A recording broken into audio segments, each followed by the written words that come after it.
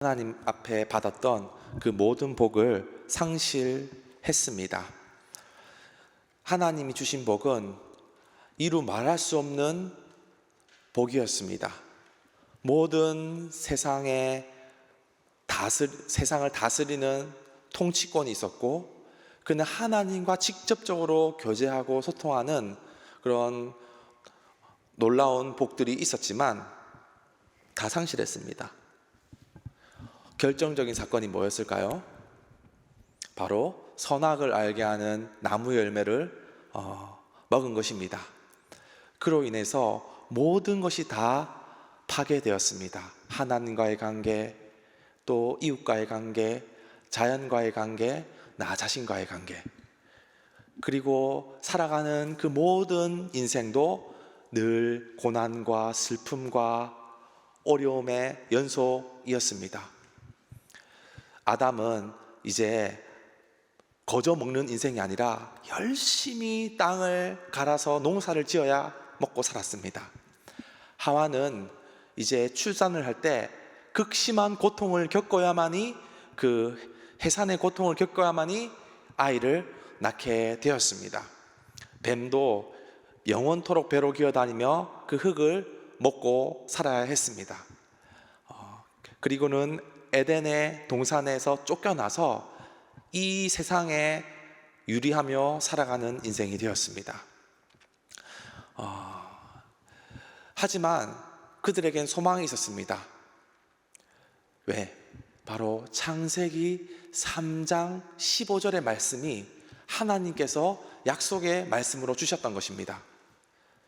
창세기 3장 15절에 어떤 말씀이 있습니까? 한번 찾아보면요, 한 장만 뒤로 넘기면 되겠죠?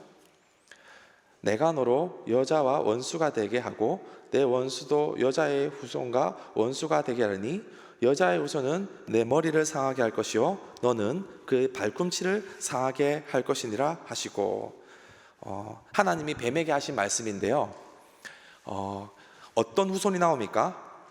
바로 여자의 후손입니다. 여자의 후손. 여자의 후손이 내 머리를 상하게 할 것이고 너는 그의 발꿈치를 상하게 할 것이다. 이것을 바로 우리는 원시복음이라고 부릅니다.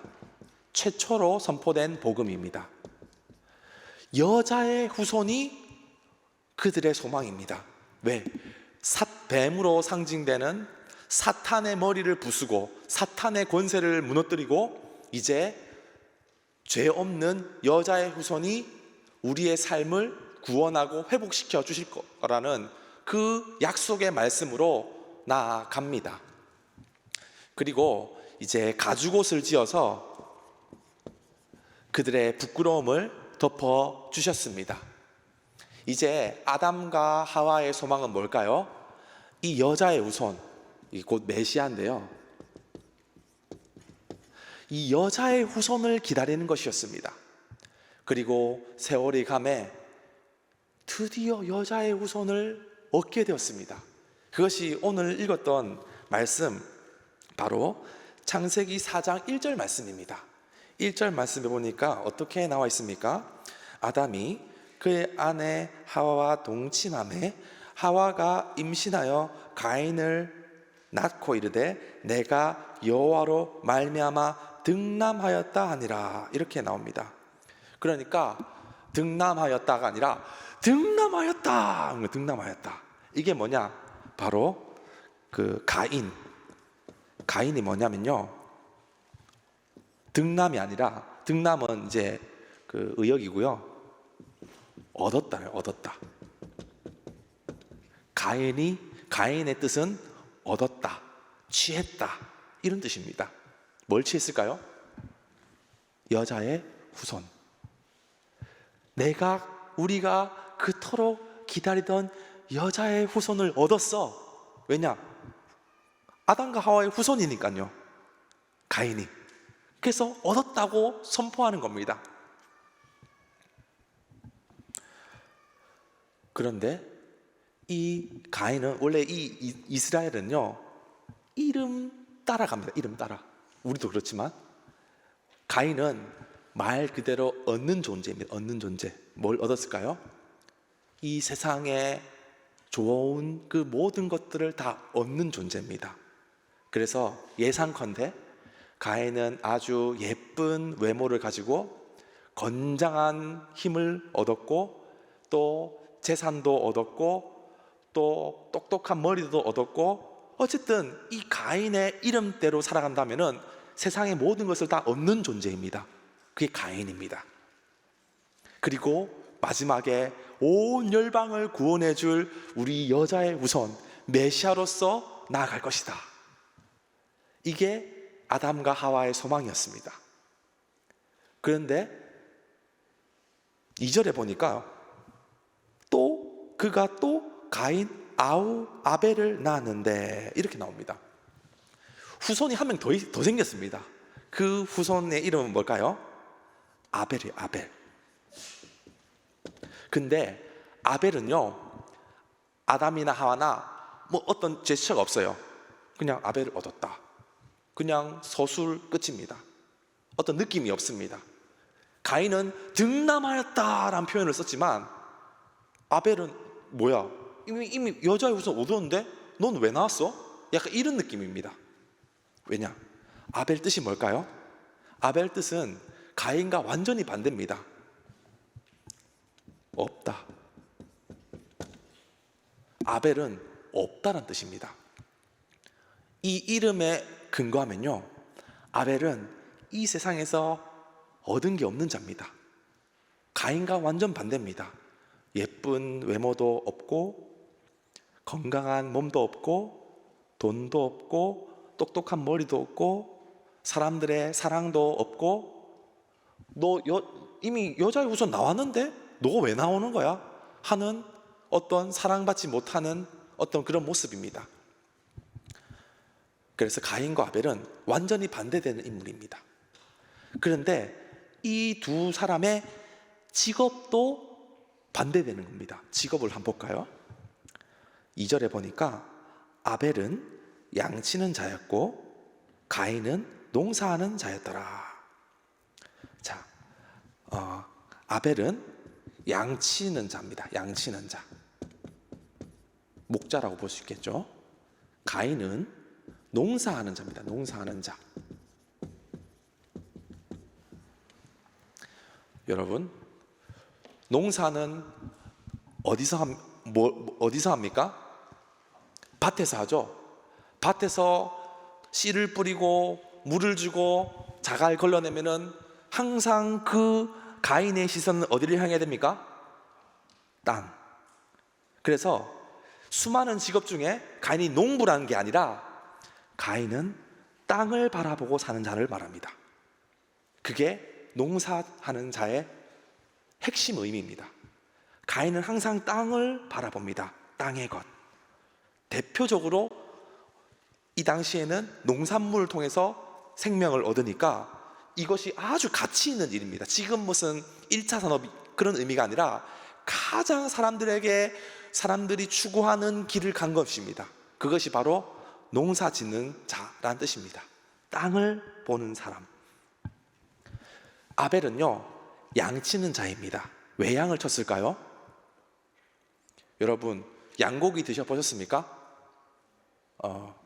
맛있죠? 그런데 이때는 양고기 먹었을까요? 안 먹었을까요? 안 먹었어요. 왜 안 먹었을까요? 고기를 먹는 것이 허락되지 않았던 시기입니다. 고기는요, 노아 홍수의 심판 이후에 먹게 되었어요. 그러면서 하나님께서 고기를 먹는 것을 허용한 사건이 창세기 9장 이후의 시대입니다.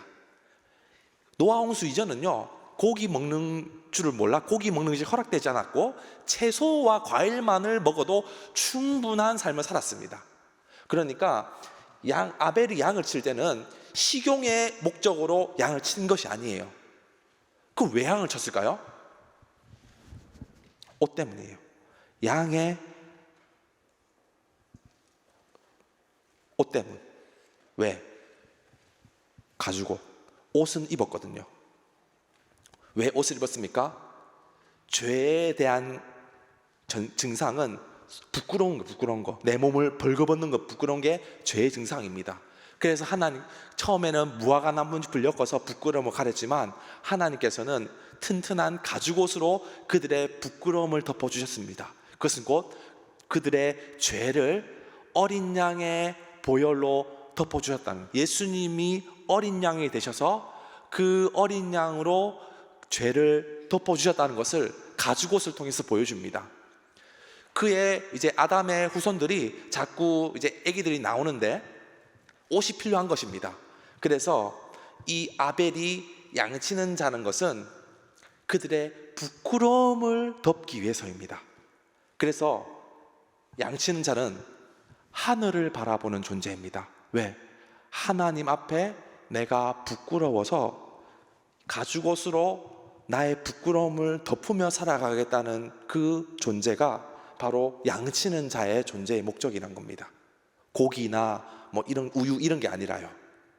그러니까 가인과 아벨은 그 의미도 다르지만 그들의 하는 일도 완전히 반대가 되는 일이었습니다. 가인과 아벨은요, 둘 다 하나님 앞에 나갔습니다. 가인은 농산물로 제사를 드렸습니다. 아벨은 그 양으로 제사를 드렸습니다. 그런데 문제가 생겼습니다. 가인의 제사는 거부하시고요, 아벨의 제사는 받으셨습니다. 왜일까요? 하나님께서는 비싼 양을 더 좋아하시기 때문일까요? 채소 안 먹는 분이실까요? 제물의 종류가 결정적이지 않았습니다. 제물이 중요한 게 아니라 그 사람을 보고 연락하시고 그 사람을 보고 거부하셨다는 것입니다. 자, 우리 성경을 한번 찾아볼까요? 히브리서 11장인가요? 참고 구절이 있는데요. 히브리서 11장 4절입니다. 자, 화면을 보시고요, 같이 한번 읽어보겠습니다. 믿음으로 아벨은 가인보다 더 나은 제사를 하나님께 드림으로 의로운 자라 하시는 증거를 얻었으니 하나님이 그 예물에 대하여 증언하심이라. 그가 죽었으니 그 믿음으로써 지금도 말하느니라. 앞부분 좀 보여주실래요? 11장 4절. 자, 보세요. 무엇으로 제사를 드렸다고 합니까? 믿음으로. 아벨은 믿음으로 제사를 드렸습니다. 제사의 제물의 종류가 좋고 나쁘게 아니라 그 사람 때문에 하나님이 받고 안 받으시고를 정하십니다. 아벨은 믿음으로 드렸습니다. 하지만 가인은 믿음 없이 드렸습니다. 그래서 받지 않는 것입니다. 그러면은 믿음 없으면 없는 대로 그냥 살면 됩니다. 가인은 이것을 용납하지 않았습니다. 가인은 그 말대로 행동합니다.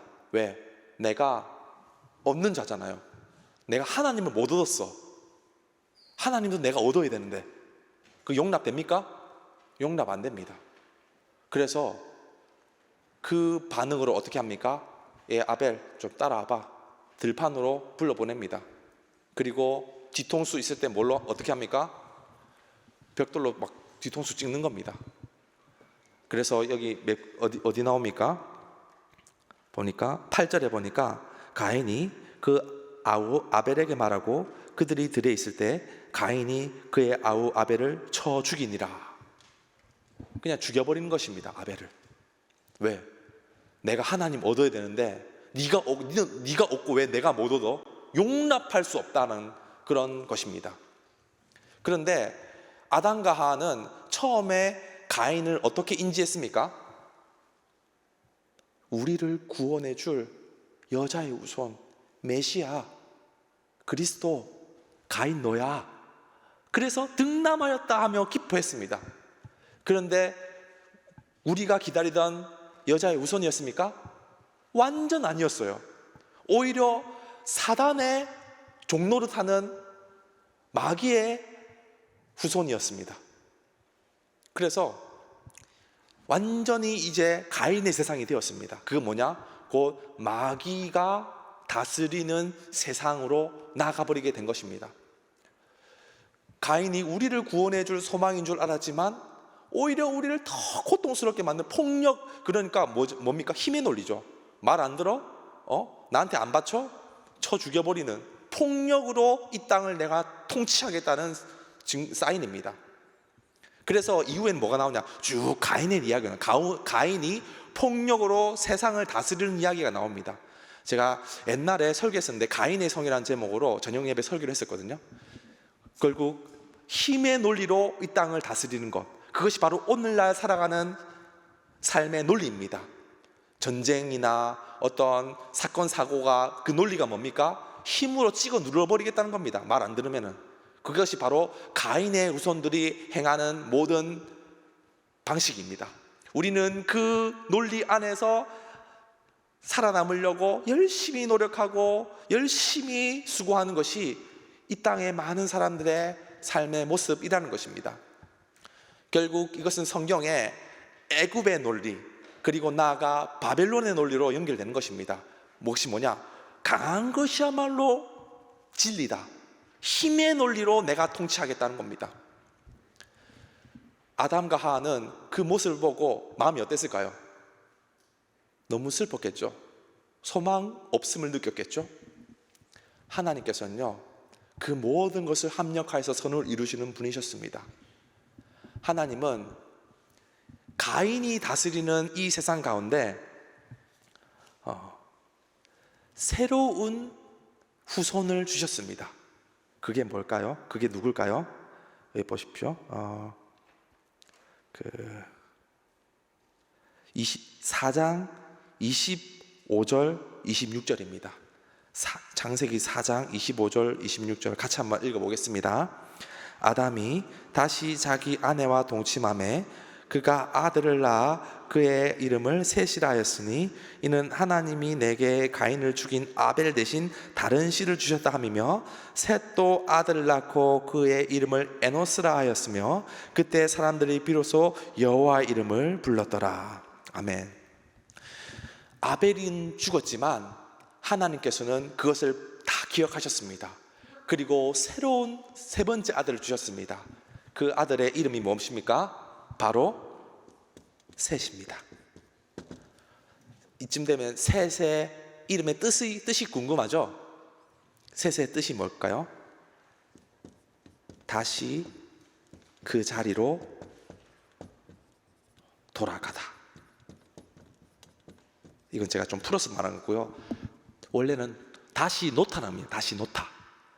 잃었던 자리가 다시 원래 위치로 돌아가다는 의미입니다.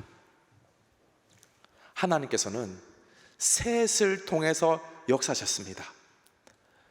바로 왜 25절이냐면요, 그 위에는 전부 다 가인이 이 땅을 다스리는 논리가 설명되는 겁니다. 다음 주에 설명해 드릴 건데, 가인이 과학기술과 음악과 무슨 예술과 온갖 세상 문명이 가인의 우손 가운데 나타나서 지금까지 이어집니다.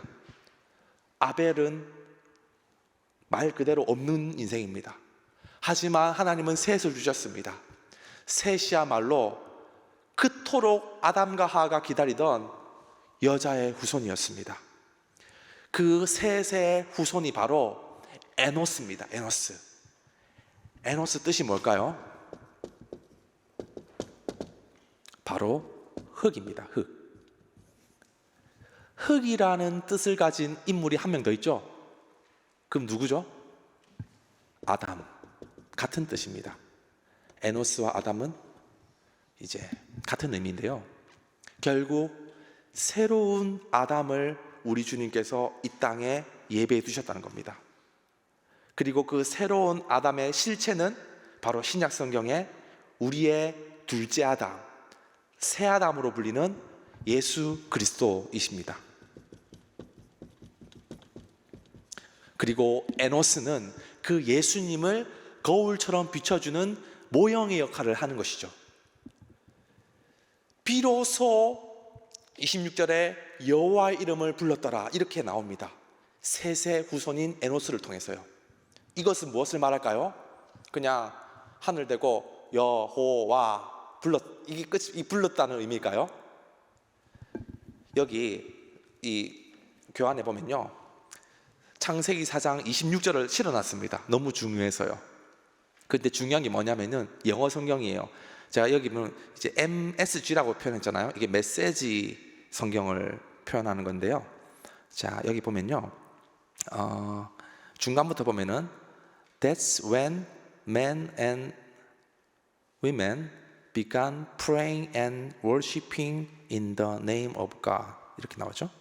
그러니까 여호와를 그냥 한번 부른 게 아니라 여호와를 불렀다는 것을 이 메시지 성경이 무엇 한다고 표현합니까? Praying and worshiping. 기도하고 예배했다는 겁니다.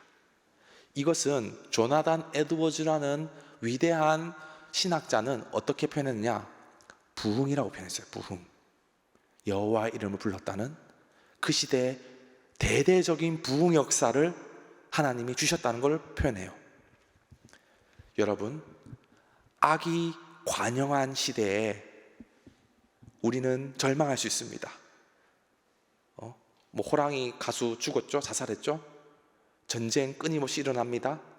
고물가 시대, 저출산 시대, 그만큼 우리의 삶이 행복하지 않다는 것을 보여줍니다. 기술은 발전되지만 갤럭시 24 나오고 막 엄청난 기술의 지금 AI 시대가 도래해서 가인의 문명들이 득세하지만 인간은 행복하다고 느끼지 않는 것입니다. 소망을 느끼지 못하는 겁니다. 그런데 하나님께서는 부흥을 허락하십니다. 언제? 죄가 관영한 그때. 부흥의 시기는 언제나 항상 죄악이 가득할 때 나타났습니다. 그래서 많은 사람들이 기도하고 예배하는, 찬양하고 목소리 높여 하나님을 경배하는 그런 대대적인 부흥 역사가 가장 이 땅이 어지러울 때, 가장 이 세상이 어두울 때 나타나게 된 것입니다. 지금 이 시대도 가장 어두운 시대 중에 하나입니다. 하지만 우리가 이 가운데 소망할 것은 부흥의 때도 함께 찾아온다는 것을 기억해야 합니다. 믿으십니까? 우리 대한교회 청년부가 그러한 부흥의 시대의 주역이 될 줄로 믿습니다. 자, 이제 마지막 정체입니다. 가인은요, 마귀를 상징하는 존재였습니다. 그런데 사람들은 이 가인이야말로 우리가 기다리던 메시아라고 착각하는 거예요. 그런데 이 아벨은 뭘까요? 바로 예수님의 죽음을 상징합니다. 왜? 이 땅 가운데 오셔서 아무 사람들한테 존귀함, 어떤 인정을 못 받았습니다. 이사야서 53장 혹시 참고 구절 틀어줄 수 있나요? 방송실에서 이사야서 53장. 네, 여기 보면은 예수님을 어떻게 표현했냐면요, 그는 주 앞에서 자라나기를 연한 순 같고 마른 땅에서 나온 뿌리 같아서 고운 모양도 없고 풍채도 없은즉 우리가 보기에 흠모할 만한 아름다운 것이 없도다. 다음 구절. 그는 멸시를 받아 사람들에게 버림을 받았으며 간고를 많이 겪었으며 질고를 아는 자라. 마치 사람들이 그에게서 얼굴을 가린 것 같이 멸시를 당하였고 우리도 그를 귀히 여기지 아니하였도다. 예수님은 이 땅에 진정한 여자의 우선의 실체가 바로 예수님입니다. 하지만 그는 마른 땅에서 나온 뿔에 같고 고운 모양도 없고 풍채도 없어서 사람들이 그를 인정하지 않았습니다. 아벨과 같은 처지로 비참하게 죽임 당했습니다. 아벨이 죽임 당한 것은 예수님이 십자가에서 죽임 당한 것으로 대치가 됩니다. 그런데 예수님은 죽으신 것이 죽은 것으로 끝나지 않았습니다. 셋은 뭘까요? 예수님의 부활입니다. 다시 그 자리로 돌아가다 3일 만에 부활하셔서 이 땅 가운데 부흥의 역사, 회복의 역사를 온 열방 가운데 퍼뜨리시는 그 역사가 예수님의 부활로부터 시작됩니다. 그래서 온 땅의 주인, 만왕의 왕, 만주의 주로서 열방을 다스리시는 우리의 진정한 아담이 되신다는 겁니다. 이 땅은요, 두 가지 길이 있습니다. 가인의 길이 있고요, 셋의 길이 있습니다. 많은 사람들은 가인의 길을 사랑합니다. 추종합니다. 그 안에 아주 최첨단 번영과 아주 인정받고 성공하고 번성하는 그런 좋은 것들이 있습니다. 우리는 그런 문명의 이기들을 함께 누리고 있습니다. 하지만 좁은 길, 협착한 길 가운데 셋의 길이 있습니다. 그것은 바로 예수님의 길입니다. 그건 아무도 찾지 않는 길이지만 그 길이야말로 우리에게 진정한 생명, 평안, 진리, 기쁨으로 나아가는 길인 것입니다. 더 기쁜 소식은 이곳에 모여서 예배하는 우리 청년들은 이미 예수님의 길 가운데 나아가고 있다는 것입니다. 믿으십니까? 그래서 가인 안에 속한 존재가 아니라 우리는 예수님 안에 속한 존재입니다. 예수님 안에서 우리는 그래서 기뻐하고 감사하고 praying and worshiping 하며 부흥의 때를 준비하고 그 부흥의 역사를 우리 가운데 나타내는 그러한 시기가 이제 도래했습니다. 여러분, 기도해야 합니다. 여러분, 예배해야 합니다. 이 마지막 시대 때 하나님 반드시 우리를 들어 사용하셔서 놀라운 일을 보여주실 것입니다. 믿으십니까? 마지막 성경 구절 한번 찾고 마칠게요. 자, 액션 플랜 들어갑니다. 그럼 어떻게 해야 되냐? 자, 요한복음, 이거 참고 구절이 없는데 요한복음 13장 34절 35절입니다. 신약 성경 171쪽입니다. 여기에 오늘 말씀에 대한 구체적인 적용이 나옵니다. 171쪽에 있는 요한복음 13장 34절 35절입니다. 찾았으면 아멘 해주세요. 자, 같이 한번 읽어보겠습니다. 새 계명을 너희에게 주노니 서로 사랑하라. 내가 너희를 사랑한 같이 너희도 서로 사랑하라. 너희가 서로 사랑하면 이로써 모든 사람이 너희가 내 제자인 줄 알리라. 예수님은요, 하나님은 야, 선악과 먹지 마, 여러분한테 요구하지 않으십니다. 이제 먹든지 말든지예요. 이제 뭐 먹지 말라가 아니에요. 새로운 계명을 주셨습니다. 그게 뭡니까? 서로 사랑하는 것입니다. 여러분, 부흥의 때를 준비한다고 해서 여러분 뭐 집문서 갖고 와라, 여러분 뭐 완전히 대단한 것을 뭔가 바쳐라, 이게 아닙니다. 부흥의 때에 우리가 해야 할 일은요, 뭐 대단한 건물을 짓고 대단한 내가 선교사 가겠습니다, 이거 아니에요. 서로 사랑하는 것입니다. 이 말세에 하나님이 우리에게 명하시는 새로운 계명은 내가 너희를 사랑한 것 같이 서로 사랑하는 것. 에게 겨우 그거야? 그런데 그게 우리 주님 마지막으로 말씀하신 명령입니다. 거창하고 대단하고 화려하고 세련된 거 아니라 우리가 이곳에 모여서 함께 서로 사랑하면은 충분합니다. 주님 기뻐하시는 예배가 될 것입니다. 그래서 서로 사랑하며 마지막 때를 준비하는 저와 여러분 되기를 바랍니다. 아멘. 네.